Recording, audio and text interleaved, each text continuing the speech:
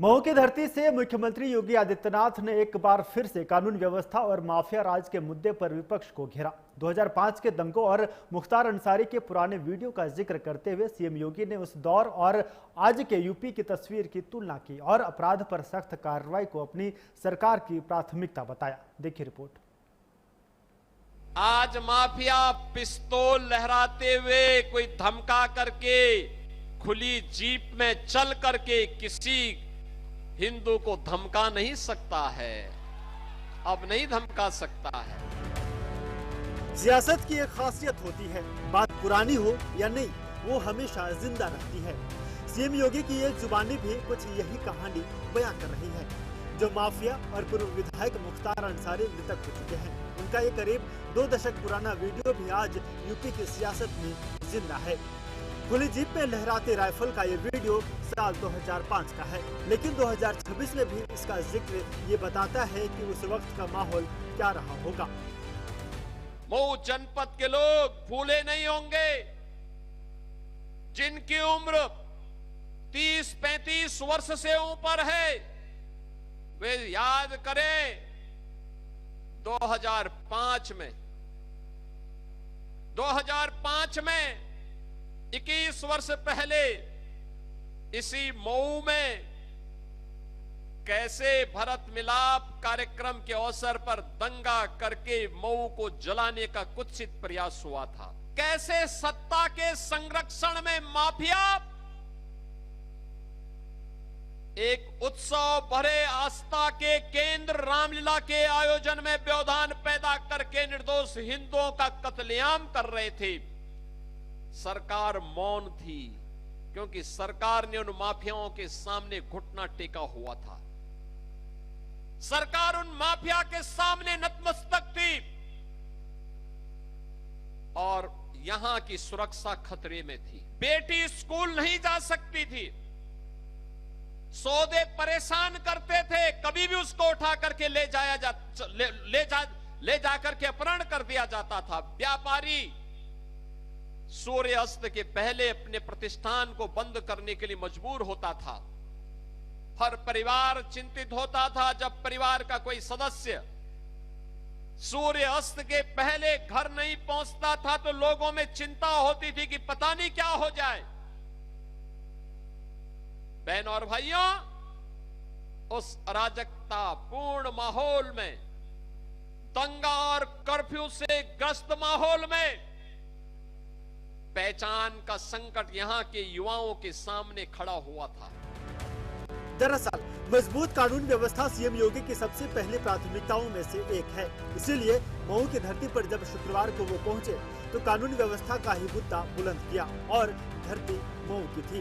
तो मऊ के इतिहास का एक सबसे संवेदनशील और हिंसक अध्याय ही उनके जुबान पर सबसे पहले आया। अब मैं कह सकता हूं, किसी माफिया में दुस्साहस नहीं, किसी गुंडे में दुस्साहस नहीं कि किसी पर्व और त्योहार में व्यवधान पैदा कर दे और उपद्रव पैदा कर दे। अगर कोई किसी रामलीला में, किसी यज्ञ और कथा में, किसी धार्मिक आयोजन में, रामनवमी हो, शिवरात्रि हो, जन्माष्टमी हो, रक्षाबंधन हो, इन आयोजनों में अगर किसी ने व्यवधान डाला तो पर्व तो मना ही लेगा, लेकिन उसके बाद ये तय है कि रावण और कंस जैसी दुर्गति उसकी तय है जो व्यवधान डालने वाला है। आज माफिया पिस्तौल लहराते हुए कोई धमका करके खुली जीप में चल करके किसी हिंदू को धमका नहीं सकता है, अब नहीं धमका सकता है। और इसीलिए बहनों और भाइयों, जब ये काम हुआ है बिना रोक के, बिना टोक के, बिना किसी भय के, बिना रुके, बिना डिगे, बिना थके, जब ये अनवरत इस प्रकार के अभियान चले हैं, विकास का पैसा विकास में लग रहा है, तब ये सड़कें दिखाई दे रही हैं। दरअसल साल 2005 में मऊ में भीषण सांप्रदायिक दंगा हुआ था और इस भीषण सांप्रदायिक दंगों में मुख्तार अंसारी का नाम मुख्य रूप से सामने आया था। प्रशासन ने मुख्तार पर दंगा भड़काने, हत्या के लिए उकसाने और एक समुदाय को डराने धमकाने का मुकदमा दर्ज किया था, जिसमें आरोप था कि मुख्तार अपने सुरक्षा कर्मियों और हथियारों के साथ खुली जिप्सी में घूमकर स्थिति को और तनावपूर्ण बना रहे थे। अब जब सीएम योगी शुक्रवार को मऊ में थे तो उस दौर और इस दौर की तुलना कर विपक्ष पर करारा हमला बोला है। अब आपको पूरी कहानी बताते हैं। अक्टूबर 2005 को रामलीला मैदान में भरत मिलाप के मंचन की तैयारी हो रही थी। शाही कटरा के मैदान में हजारों की भीड़ इस लीला को देखने के लिए जमा थी। खबरों के मुताबिक इसी बीच पास के मदरसे से निकले कुछ लड़कों ने माइक का तार खींच दिया। पुलिस ने मामले में 2 आरोपियों को हिरासत में लिया। तत्कालीन विधायक मुख्तार अंसारी के प्रभाव से दोनों को छोड़ दिया गया। नाराज रामलीला समिति के लोगों ने लीला न करने का निर्णय ले लिया।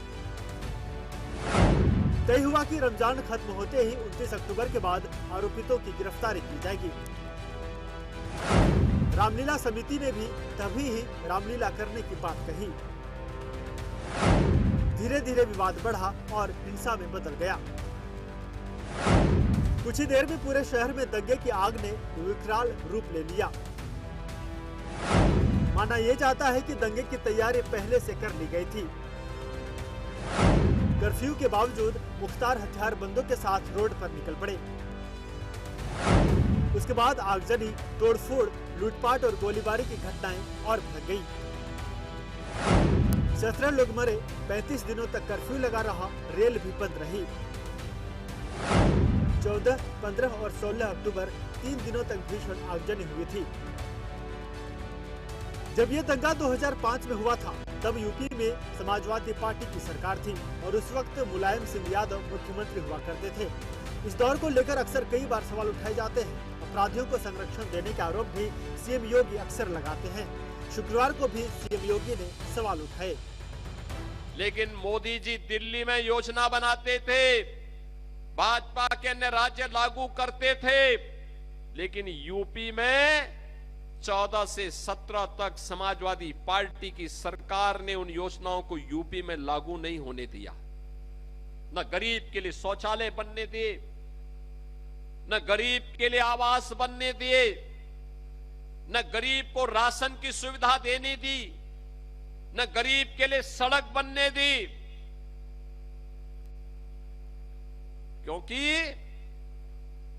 समाजवादी पार्टी तो माफिया और गुंडों के सामने नतमस्तक थी, नाक रगड़ती थी माफिया के सामने। माफिया को देख करके पसीने छोड़ते थे इनको। इनके मुंह से कोई बोली नहीं निकलती थी।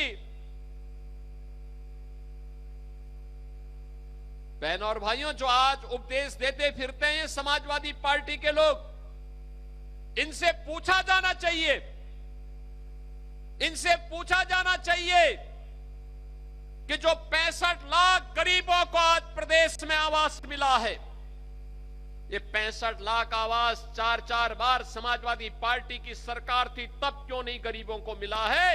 ये प्रश्न इनसे पूछा जाना चाहिए। जिन 16 करोड़ गरीबों को आज हम फ्री में राशन की सुविधा का लाभ दे रहे हैं, ये राशन उन गरीबों को तब क्यों नहीं मिलता था? तब तो गरीब का राशन कांग्रेस के समय में कांग्रेस के गुंडे और समाजवादी पार्टी के समय में समाजवादी पार्टी के गुंडे टकार जाते थे। गरीब तो टकटकी लगा के देखता रहता था, उसको कुछ भी नहीं मिलता था। यूपी में माफियाओं की वैसे भी कई कहानी प्रचलित है। समय समय पर इन पर बहस भी खूब होती रहती है, लेकिन एक सच अब ये भी है कि योगी सरकार में माफिया राज और अपराध की कमर टूट चुकी है। इसीलिए सीएम योगी अक्सर अपनी रैलियों में कानून व्यवस्था का परचम बुलंद करते नजर आते हैं। ब्यूरो